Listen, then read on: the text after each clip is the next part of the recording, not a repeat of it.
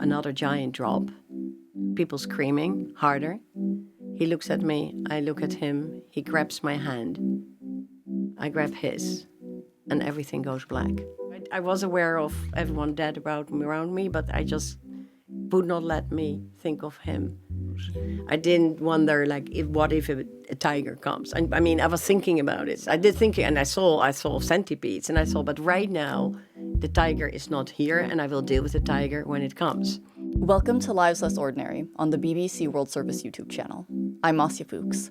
Today, the sole survivor of a plane crash who spent 8 days in the jungle fighting for her life, Annette Herfkens and her fiancé were on a romantic getaway in 1992 in Vietnam when the plane they were on hit turbulence and went down.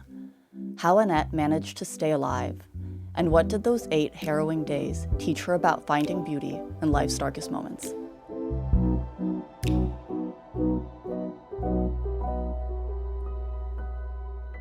Hi, Annette. Thank you so much for being here. Thank you for having me. Can you tell me about when you first met William van der Pas? We were also members of a rather posh club in the Netherlands, and it was also boys and girls, and they were mostly boys and girls' homes. And I, being as I was 18 when I got there, I was one in a few mixed homes with boys and girls, and popular homes, and that was important too in those days.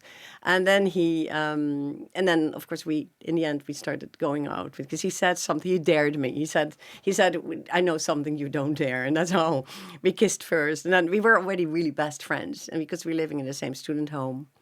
So wait, what was the dare? And the dare, kissing him. Oh, okay. Bold. And that was really like the thing to get to me, because that was really, really. So I was really into the betting and into. Yeah. But we were best friends, and then we hit the jackpot. It was true love. It was really true love, and we stayed together ever since. Yeah. It was in 1980, but I still had this ambition of changing the world and going abroad, and so we kept that going, and we would be on the phone and visit each other all over the world. Yeah, because by 1992, Pasha was working in Vietnam, and you were working in Madrid. Yes. And you were seeing each other every few months, as much as was possible.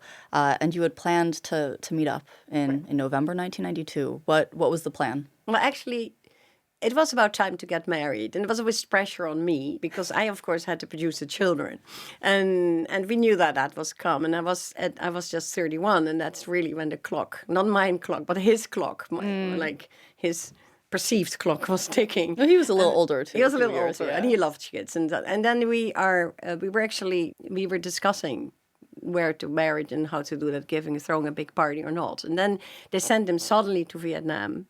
And then he worked so hard over the summer that we didn't see each other over that summer. And that was for the first time ever. Then we had planned this very romantic vacation on the South China Sea. And we were going to travel as always. And it was for me a real true culture shock, Vietnam, with all the bikes and him being there at home. Yeah, there was this Bao Dao Villas. That was a colonial imperial palace, and it was apparently the ultimate romance. However, I got there the night before, and I said, "Well, I want to see your life because I've not been here. I want to see your office, and I want to see." And he had, as a good Dutchman, planned a trip at 7:00 in the morning. And I said, I just got here, we get to get most out of the day, And I said, I just got here, let me. So I woke up a bit grumpy that day, and wanted to sleep longer. And he had arranged the boarding passes as always. And then I saw the plane, and it was a very tiny plane. And I always had a claustrophobia. And I said, well, I'm not going in there. I'm not going to do that. And he said, I knew you would say that, but you really, please, do this for us. It's so romantic. And I said, well, we can take a car. No, the jungle is way too dense. Yeah. And please do it for me. And he convinced you.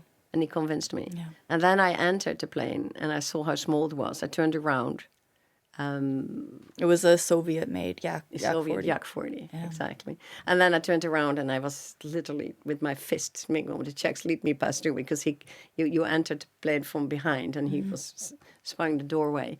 And then he said, please, and he caught my fist and said, please, do this for us. You will so enjoy this. And I also was very instinctive. You kind of had to overrule your instinct. Yes, I had to overrule for him. I did that. Yeah. And it was meant to be a very short flight, 55 minutes. And he told you it would be even shorter. It would be even shorter in order to get me in. Yeah. So he said, it's only 20 minutes that you can do this. So then we sat down on the second row, me on the aisle. And my heart was beating. The seatbelt was going over your chest like in a car. So I didn't put my seatbelt. And, well, from then, the stewardess didn't notice that. And in the 20 minutes, I was severely very uncomfortable, and I just look at his watch all the time. So every minute, and I said every poem that I could remember that I had to learn at school by heart in order to pass the time. Like what poems do you? Well, I was very naughty at German, and they made me learn the Lorelei. Ich weiß nicht, was soll es bedeuten, dass ich so traurig bin. En ein Märchen aus uralte Zeiten, das kommt mich nicht aus dem Sinn. And I knew that by heart. And then I tried Homer, but that was so difficult, and back to the Lorelei. So that's what I 20 minutes of Lorelei. And then the plane didn't go down. And I said, why are we not going down? And he said, I'm sorry. That was the only way, but it is 55 minutes. And So back to Homer, back to Lorelei. Yeah, back to the Lorelei indeed. And 50th minute, there is a giant drop. And so just 5 minutes before you were due to land. Right. Yeah. And people screaming. Now he looks at me scared. He said, well, I don't like this. And I said, well, probably it's just an air pocket, and it makes sense that a small plane like that would feel like in a little like an air pocket, that it will drop like that. It feels differently. So don't worry, everything will be fine. And then accelerating motors, and then another giant drop, people screaming harder. He looks at me, I look at him, he grabs my hand, I grab his, and everything goes black. Next, I wake up to chaos, to the noisy sounds of the jungle, so crickets and monkeys, and I open my eyes, I see the cockpit had broken off, I see growth in front of all green. I feel something heavy on top of me. I push it away. It's a chair with a dead man in it, as it turns out. He rolls out of the chair. I look at my left, and there is Basje, as I call him, Willem, still strapped in his seat, and with a very sweet smile on his face. But he's definitely dead. And I must have gone into shock then. Because next memory, I'm out and about on the jungle floor, surrounded by growth. So you pulled yourself out of the wreckage somehow. And then I don't know what happened in between. I don't know how. I must have gone into shock because I had all the broken legs. I have 12 fractures in my hips. I had collapsed lung and the jaw. I had all these injuries, and I must have. So the fuselage was on a mountain, which was in a slope. So I must have pushed myself somehow out on my legs, jumped out of it on the floor. The plane had crashed into Oka Mountain and flipped upside down. The plane bumped into the first mountain and lost a wing, and then turned around, fell into the next mountain and flipped over. And I was not wearing a seatbelt. So as I described in my book, I was like a lonely piece in the dryer and landed under a chair of the person on the other side of the aisle where I sat. Once you crawl out of the wreckage, what do you see around you? What do you see of the jungle? Yeah, so first I see all these twigs and ants, red, big, giant ants. I look around, there are all these leaves, very dense growth. And I see my legs bare. I lost my little wraparound skirt. And I see a huge gaping wound on my shin, and I can see the bone. And already there are insects around it. Then I look at my right, and there's a Vietnamese gentleman, and he was alive and speaking. I said, well, thank you, but you think rescuers will come? And you think, he said, yeah, rescuers will come because I'm a very important man. Was that reassuring? And that was reassuring. And also he saw that I was embarrassed with my bare legs, and he had a little hand luggage suitcase, a square little case with him. And he took out a suit, and he gave me the trousers. And then you see how keeping up appearances, because I had severely broken hips and knees, and I pulled those trousers over my legs with tremendous pain, but I still did it. But might have saved my legs later on because of all those insects. So you don't know that either. And I closed it, and then I saw him getting weaker. He put down his head and he died. I saw the life going out of him. Within the first day? In the end of the first day. And then there was no more other sound on the mountain. There were a few more people alive at first, and they were moaning. But by the end of the first day, there were no more other sounds on the mountain, and I was entirely alone. And then I realized that I never in my life had been so entirely alone. I mean, you were severely injured, right? 12 broken bones, a collapsed lung, stranded in the middle of the jungle, now completely alone. What were you up against? What did you have to do to survive? So first was indeed what I'm saying in my speeches. It's just first, when you find yourself in a nasty situation, is just try to stay still and try to focus on your breath. And that helped me in this case because I had a collapsed lung. And when the man died, I did actually panic at first. But then I was forced to focus on my breath. That was very helpful, because that really is helpful when you're in a stressful situation, is focusing on your breath. And then I also, instead of judging the situation, I observed it and then accepted it as immediately. It's like, this is what happened. I'm not on the beach with my fiance. I didn't focus on everything, but I did not. I'm here right now, and this is real. And I looked around me, and there were all these corpses. And I saw him next to me. I looked at his watch. I could see what time it was. The Vietnamese businessman's watch? Yes, yeah. The Vietnamese businessman has his watch. And I just, at first, I stayed next to him, a bit like I say, like Bambi next to his mother, like a little bit, like to feel less alone. And the first 2 days. But the first night, at night, in the end of the day after he died, I said, no, you have to go to sleep, because you have to go to sleep. And I also was injured, so that would help, of course. And I was very cold, and I went to sleep. And the next day I woke up, and again, I just looked around me, and I said, this is real. So I really had to convince myself this was not a movie. This was real. And I had to accept reality as it was. And I did that. And sort of the breathing techniques, almost like extreme mindfulness that you're talking about, is that something that you'd had experience with in the past, or was that just pure instinct? Like pure instinct. Because that's true. That's exactly what I did. I stayed right there in the now and then, and I did not have my mind run off in what-if scenarios. I didn't wonder, like, what if a tiger comes? I mean, I was thinking about it, but then you're in the middle of the jungle. It's a real possibility. Yes, I did think, and I saw centipedes, and I saw, but right now, the tiger is not here, and I will deal with the tiger when it comes. And that was really I stayed in the now. I accepted reality, but one of the other most important things, that instead of looking at the dead man next to me, and he became seriously more gross as time passed by. At one point, it was so bad that I have to move away from him. But immediately the first 2 days, I just focused on the jungle, and then I realized how beautiful it was.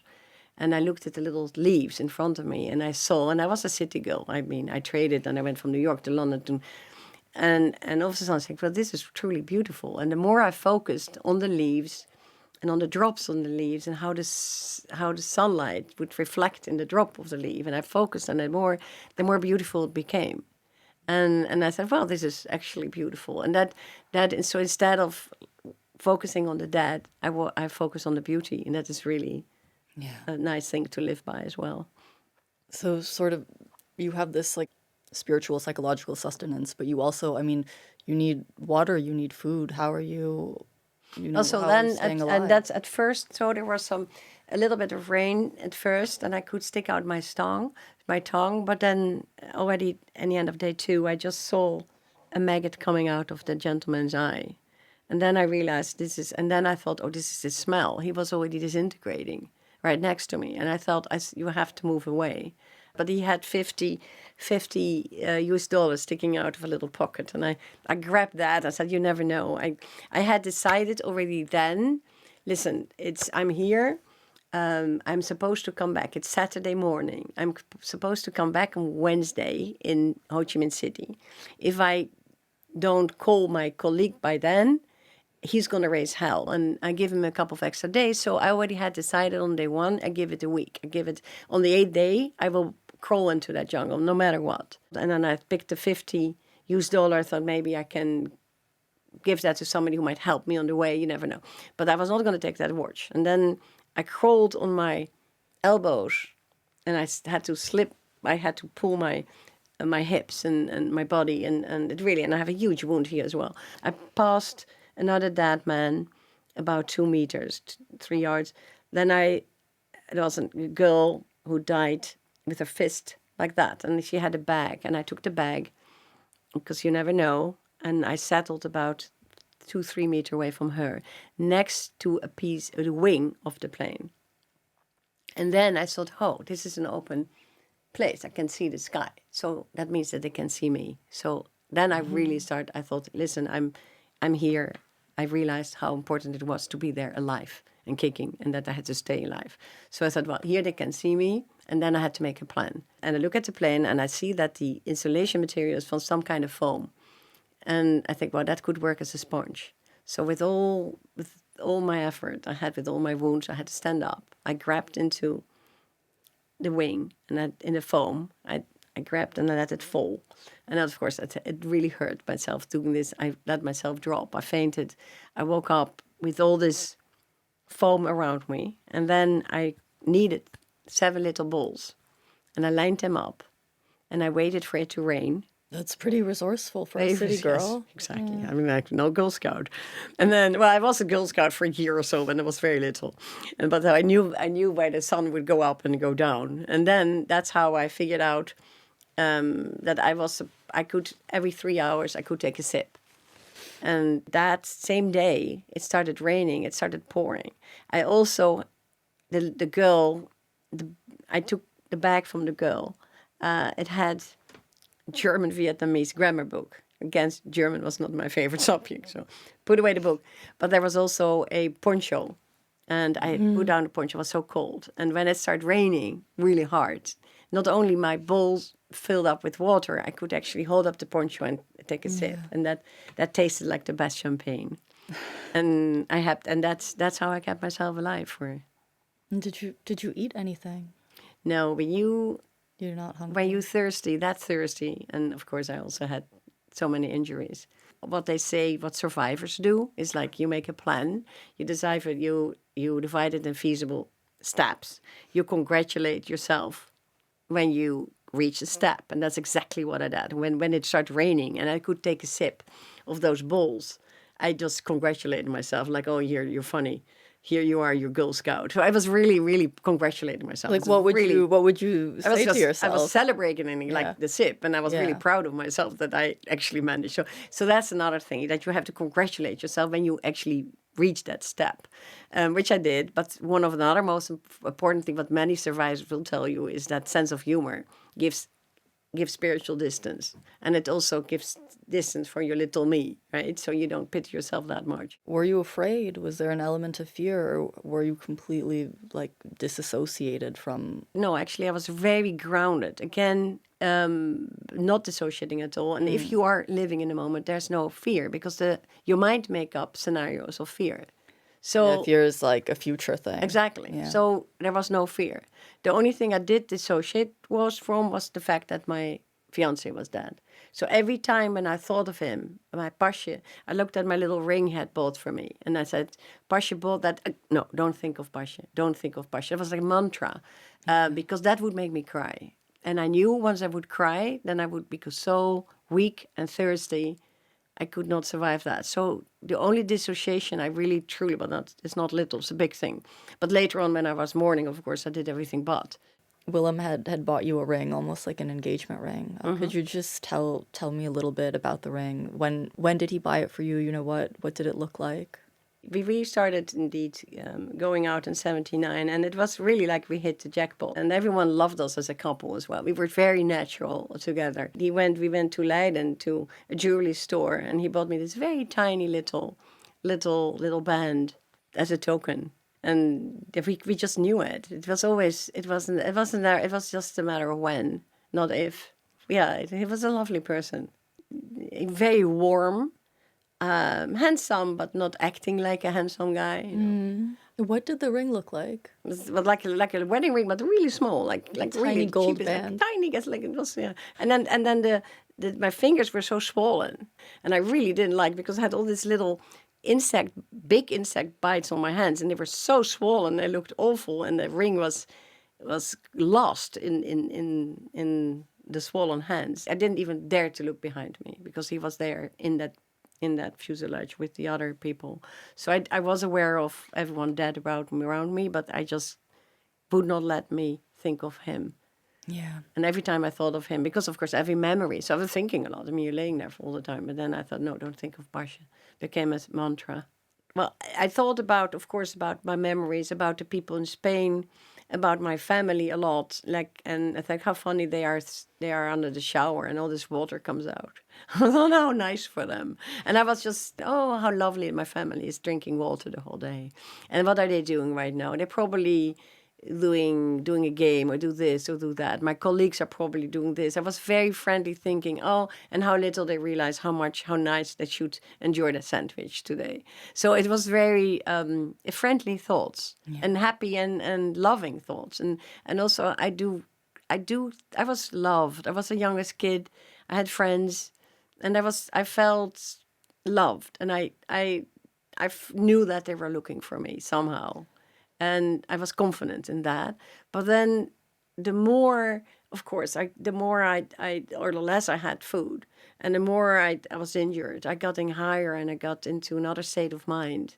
And by inhaling that beauty of the jungle, I became almost high by day 6. And I had the most beautiful death experience. It was just some all these colors and everything, but also some kind of wavelength of love. It was getting me higher. So I was basically very happily dying, and I think I was almost there. And then I see at the corner of my eye, I see a man dressed in orange. And then I come a little bit down from my beautiful state of mind, and I look again. There's definitely a man. But he didn't look Vietnamese. He didn't look Western. And the more I focus, a beautiful face. So I start screaming, and it brings me right back to earth. And I felt my pain all over again. But I realized this man is my ticket out. My parents, my mother, nobody will realize that I have been alive. I have to get out of here, so he has to help me. At first I say, can you help me? But he's a little further, and he doesn't lift a finger, he just stares at me. And I said, hello, can you please help me? And doesn't do anything. And aidez-moi, pour favor, all languages I can think of. And he just disappears at the end of the day. I said, He leaves. He leaves. So I think I must have hallucinated. I'm just gone. Yeah. So then I go back into my higher state of mind. Next day, he comes back in the morning. And then again, I come down and I'm getting angry. And I really I start cursing and all languages. And I sit straight up, and then he leaves. And I said, oh no, I insulted him. He is gone forever. So he leaves again. And then in the end of the day, of day 8, a group of 8 men with body bags come up the mountain. They come towards me. They give me a passenger list. I have to point out my name. Annette Henriette is my second name only, but it's fine. So they give me a sip of water out of a bottle, which is like the best champagne, better even ever. And then they put me on a canvas and the 2 ends to a stick. And they carry me out of the jungle. And then How are you feeling? that's the second time I truly panicked completely. I didn't want to leave. I wanted to say, I don't want to go. I want to stay home. I want to stay here with my passion. I want to stay in my beautiful state of mind. I didn't want to leave. But then I saw them looking at me a little scared and disturbed because they saw that I was in such a panic. They put me down and they took out their shoes as not to hurt me. They thought I was in pain by them walking to Brusky. And then I got again over myself. And that's my other tip. Always get over yourself in life, because then focus on other people and then you forget your little self and your little me. And then I thought, okay, I thought these men are really helping me, and they take off their shoes, and I was grateful. And then they carried me out of the mountain, and I got my sense of humor back. And I said, well, I never thought this would happen to me, to be carried out like a little piglet out of the jungle. So and then we camped, but then all the pain came seriously, so serious, real pain. And they put a little tent on, and they made a fire, and they put me on 2 sticks, and literally like a pig on a. Like with some canvas between them? Yes. Yeah. Like literally. And they went and it started raining, and they went into the tent. And I said, give me more water. And then I was really afraid, because it's funny that I was not afraid all by myself all the other days. And I said, don't go in the tent, don't leave me alone. And then they put the fire on, they gave me more rice water. And then I got into Ho Chi Minh City, and I was still completely in control. My colleague shows up. My fiancé brother and sister, who were just 13 years together, brought a sister for me. And I said, okay, let me talk to them. And I felt still in charge, that I should tell them how their brother had passed, and that he looked happy, that he had this beautiful smile on their face, his beautiful smile on his face, and that he had not suffered anything. And then they left. And then my mother comes, and I see my mother, and I almost die. I say to my mother, did you come all the way here to see me? And then I completely surrendered. And then there was this hospital scene, like ER, or like beep, beep, beep, beep. And they had to push something in my lung, and it was a complete. And I literally almost died seeing my mother out of complete surrender. And I mean, your family, those 8 days, they didn't know what happened to you. They must have thought you were dead. Yeah, they planned a joint.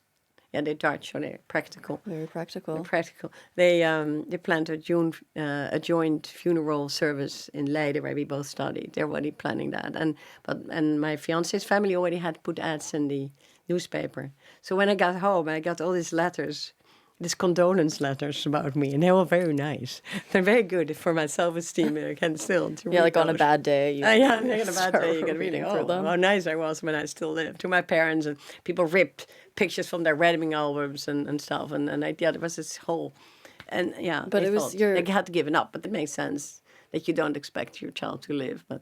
But your colleague who'd flown in, Jaime, he refused to believe He said he refused to believe I was dead, and he was angry with anyone who would talk to me in the past. Because, Talk about you in the past tense. So Jaime went from Madrid to Geneva, got picked up his visa, went to my parents in The Hague, and said, I'm going to bring your daughter back. The accident was November 14, and by December 5th, they flew me back to Holland. And I was being put together. My jaw was back with screws, and they blew up my lung, collapsed lung, and the hips, they just had to stay put, and they grew back together. I had 13 fractures. My father said that I looked like a broken pretzel. It was like, 12 different spots. And then the legs, and the gangrene was a serious issue, because they really... And that was a good thing, that they really spent so much time. When they come back in Holland, they said, oh, we would have just cut off the legs. We don't operate that long. So I was grateful for that. And by the funeral of Willem was awful. Because then I'm carried into the church, and it was like married. It was like the wedding, but then I was marrying the coffin. So there was a coffin was waiting for me at the altar, and the man carrying me in instinctively or unconsciously put like a wedding march step, and I was thrown in, and everyone was sitting there, and they put me on the first row on the floor. Next to the coffin with my flowers on top. And all my friends were there. It was all the friends that literally would have been at my wedding. Everyone was there. And yeah, no, literally, that was exactly all the people that would have been on the wedding that we were planning. I mean, were there moments in, in the following months, first few years that you felt like it was, that you were taken right back to the fuselage, to the wreckage? What would bring that back? The thing is, and I also try to just eventually write that in my book, for me, the jungle became a safe place. The real world became a scary place. To come back in the real world was scary for me. To be there alone with my right arm, because I always had him. He was always there. It was a really beautiful person, and he was always there. And to go back without my other half was much. That was my trauma. And there are many people that are widowed and lose boyfriends and girlfriends, and so it was actually pretty much that was the thing I had to get over. And I had to go through all those stages of mourning, and I did cry. I cried a lot. And I cried for a long time, and I still miss him. I still miss him when I'm in London, when I'm in Amsterdam. But I think about him a lot. So, and then I internalized him. But it was such a beautiful, we were so good together. And it was such a beautiful, and then the older you get, you see the whole life he has missed, what he did not. He didn't have those children that he wanted so desperately. He didn't have all I had, and he missed out on nice life. Things too, yeah. Yeah, and he maybe missed out on a life together, which was meant to be. So just a couple months after the funeral, you were actually back trading bonds in Madrid, which is, remarkably fast. Why do you think you were able to, or, why did you want to get back to work so quickly? Because I loved my job. And that's what I had, because I didn't have my fiancé. Well, I was in Holland, where everyone still had their college sweethearts. That would not help, right? And people were actually getting married around that time. I was 31. I decided at some point, okay, I'm not going to get married. You know that movie here, four weddings and a funeral. It was very much like that. At the age that you got up with a hangover and put your next dress on and go to another wedding. And that was, of course, painful. But So were you going? I was going, and I had to fly to go there because my friends were in Holland. I was in Madrid. But again, it's what is it? Courage is not the absence of fear, but the knowledge that there's something more important. And I did like my job. I believed in what I was doing. Yeah. So it helped. It helped you heal. Right. Yeah. Right. So you had written off marriage, said you weren't going to do that, but Jaime, the colleague who searched for you, who believed you were alive when no one else did. Well, I ended up marrying him. How did that happen to the woman who swore off love? Funny. There was another man from my youth, another boyfriend from my youth before, and he asked me to marry him, and then my other friend said, "Oh, that's the only one who could fit the shoes of Basje." And then I thought, why not Jaime? And I got defensive. I said, oh well. And then I got my look. I remember making that switch all of the sudden, and we were so close. I guess it was like the I relationship have the thing was of falling already in love with my best friends, because I did the first with same with Basje, and I eventually did that with him, with the father of my kids as well. In 2006, you went back to Oka Mountain to kind of make peace, find closure. You went back to the place of the plane crash. What was it like to be back there? I was scared. I really had to overcome a lot of fears, because I was literally afraid and a bit traumatized. I needed to go back in order to really, really see that place with the eyes with all that I had learned. So now we go up the mountain. With the original rescue crew that saved me. You went with some of the 3 or 4 out of the 6, yes. Wow. And we went up the mountain, and I was scared. I was really scared. Because, again, I'm not a hiker. I ran up my building on the 40th floor in New York to get fit enough to do this, up and down, up and down, up and down. So I did that. But it was also just to go in the dark, and we went in a bus, and it was very claustrophobic, and But by the time dawn came, light came, and I just really felt like a home game. I said, oh, this is beautiful. And we climbed up a very steep climb, 6 hours up. And there was a man around me that gave me a helping hand all the time. But still, there was not ringing a bell. And we go, finally, after a very steep climb, we come on top. I go sit on my old spot. And I look down a little bit up, and they're making lunch. I look down on these people, and there I see him sitting in the same, exactly in the same form, squatting on the same stone. And then I realized, hey, that's the orange man, the man who was dressed in orange. The man who said nothing. The man who said nothing, exactly. Yeah. So the man I thought that was a hallucination, the man I thought that I had made up. So I go down, and I go down and ask a translator, please translate. And I say, hey, it was you. It was you. And why didn't you say anything? Well, what? And thank you for saving my life. So I was like, real emotion came. I was really overcome. And then he looked at me, also very emotional. He was a montagnard, so he was not Vietnamese indeed. There were people living on the mountain off the jungle. And he's giggles, and he covers his face and his mouth. And he said that at the time he had never seen a Western before, had never seen a white person. And he had never seen blue eyes. So there... he saw this little figure with a blue pointy hat, the blue poncho that I borrowed, with blue eyes, all white, skinny. And then he had thought that I was a ghost. So I said, well, I thought you were a ghost. Yeah. And then he said, yeah. And then I had taken off my hood when I was so rather aggressive the second day. Like I was really... Yeah, so you were like not just a ghost, but an angry ghost. An angry ghost. Yeah. But then he had taken off my hood, and that he saw that I was somewhat human. And then he decided to fetch his friends. And that's why I got rescued. Yeah. So I said, well, had I not taken off that hood, I would have actually died Just and died on stayed the a ghost mountain. and stay on that mountain forever. Wow. Yeah. In their belief, it's very important to live to save one person's life directly. And not only to save my life, when I passed around pictures of my children, it was very gratifying for them. And the Vietnamese, it's all beautiful. We all end up being friends. The nurses were happy and gratifying when I showed pictures of my kids. And then they say, no, there's one person you have to meet. And this beautiful young Vietnamese girls come towards me and start crying and hugs me. They said, yeah, her father died in the helicopter crash because 8 people went out to rescue you in a helicopter, and it crashed as well. So 8 people died in the rescue, in the service. That's why it took so long also. Did you know that? No. About that? I heard it right then and there, that I never, no. How did you feel learning that? Awful. Yeah. Awful.